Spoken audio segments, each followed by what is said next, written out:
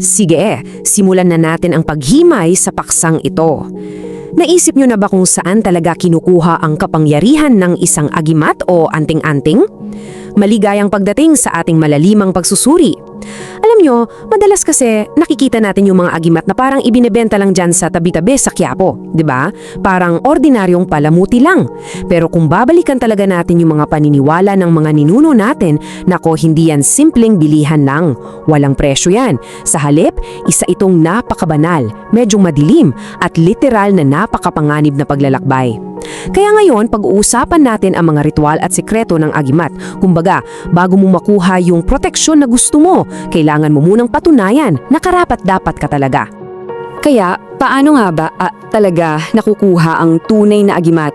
Ang nakakawili rito, walang simpleng mapa o direksyon para dyan. Ang pagkuha ng tunay na agimat, grabe. Isa siyang matinding pagsubok. At hindi lang to basta pisikal na hamon. Isa tong pagsubok sa katatagan ng loob mo, sa lalim ng pananampalataya mo, at higit sa lahat, sa tibay ng sikmura mo. Ang tanong, handa ka bang harapin ng mga bagay na hindi nakikita? Yung sagot dyan, yun mismo ang magdidikta kung anong klase ng agimat ang mapapasayo. Para mas maintindihan natin, may 3 pangunahing hakbang sa napakapanganib na paglalakbay na to. Unang hakbang, ang paghuli sa mutya. Pangalawa, ang orasyon. At pangatlo, ang matinding pagsubok. Doon muna tayo sa bahagi 1, ang paghuli sa mutya. Ngayon, ano nga ba talaga yung mutya? Hindi to yung tipong tutubo lang kahit saan o mapupulot mo lang sa daan. Ayon sa mga pinagkunan natin, ang mutya ay isang mahiwagang kristal at pansinin nyo yung napaka-espesifikong kondisyon ha. Kailangan manggaling siya sa mga piling puno ng saging, particular yung saging na turingan o kaya saba. Tapos, hindi lang yun. Kailangan eksaktong hating gabi at dapat kabilugan pa ng duwan, kaya sobrang hirap niyang kunin eh. Wala kang kontrol sa oras o sa kalikasan, talagang maghihintay ka ng tamang tempo. Isipin niyo yung eksena. Nakatayo ka sa ilalim ng puno, kalagitnaan ng gabi, mag-isa. Una, hihintayin mong bumuka yung pusong na saging. Tapos, habang nahuhulog yung mahiwagang kristal na yon, kailangan mo siyang saluhin, pero hindi gamit ang kamay. Kailangan mong saluhin gamit ang mismong bibig mo. Pero teka, dito papasok yung nakakatakot na bahagi. Habang ginagawa mo to, hindi ka nag-iisa. Ayon sa mga kwento, may mga espiritong bantay na nakapaligid sa'yo at susubukan kanilang takutin o agawin mismo yung mutya bago mo pa man masalo. Talagang susubukin kung hanggang saan yung tapang mo. Sobrang taas ng nakataya rito. Sabi nga, mismo sa mga pinagkunan natin, kung bibitaw ka, mawawala ang pagkakataon mo habang buhay. Literal na walang pangalawang pagkakataon, walang ulitan. Kung napapikit ka dahil sa takot, o napatiko mo yung bibig mo, o kung umurong ka man dahil sa mga multong bantay, tapos ang boxing. Maglalaho ng tuluyan yung tsansa mong makuha yung mutya. Isa tong absolutong pagsubok sa kung gaano ka kadesidido.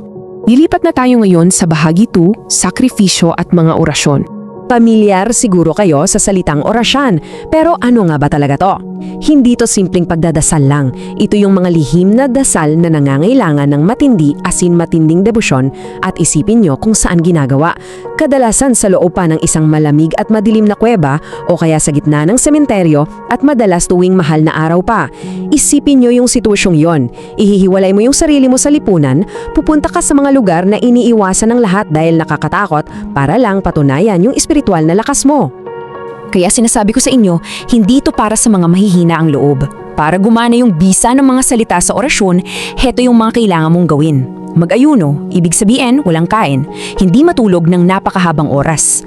At habang tinitiis mo yung gutom at puyat na yan, kailangan mong paulit-ulit na bigkasin yung mga lihim na dasal. Kumbaga, dinudurog yung pisikal na pangangailangan mo para palakasin yung espiritual na kahandaan mo. Sa puntong ito, yung mismong limitasyon ng katawan mo ang magiging kalaban mo. Pero eto yung pinaka nakakapanindig balahibo sa lahat. Pakinggan niyo to.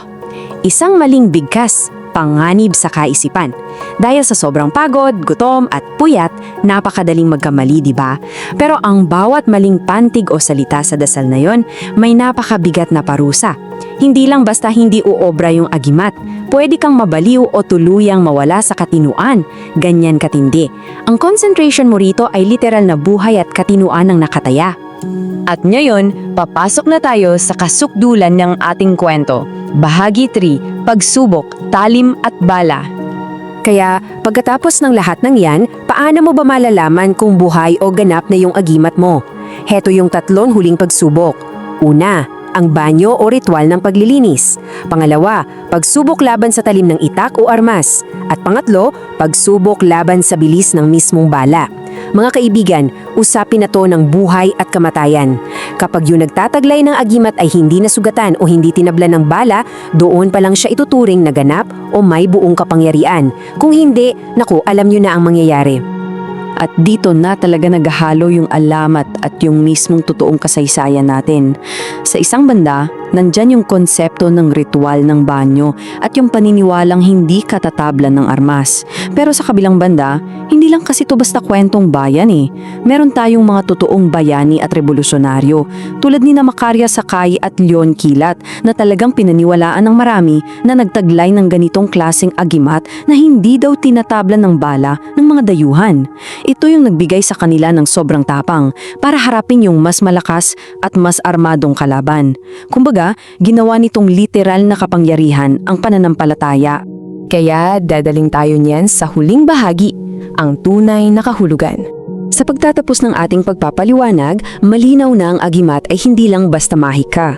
Ayon sa ating mga pinagkuhanan, isa tong napakalalim na simbolo ng kasaysayan natin at tulay na nag-uugnay sa atin sa mga espiritong nakapaligid sa atin.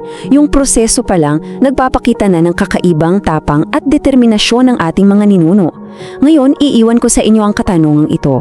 Ikaw ba, kung bibigyan ka ng pagkakataon, may lakas ka bang harapin ang mga napakatinding pagsubok na to para sa isang munting agimat? Kaya mo bang isugal yung buhay at kaisipan mo? Magandang pagnilayan yan. Maraming salamat sa pagsama sa akin sa pagsusuring ito. Hanggang sa muli, panatilihing buhay ang uhaw sa kaalaman. Kung nagustuhan mo ang kwentong ito, huwag kalimutang i-like ang video, mag-subscribe at i-on ang notification bell para sa iba pang alamat at kwentong bayan. I-share mo rin ito para mas marami pang Pilipino ang makaalala ng kagandahan ng ating mga kwento.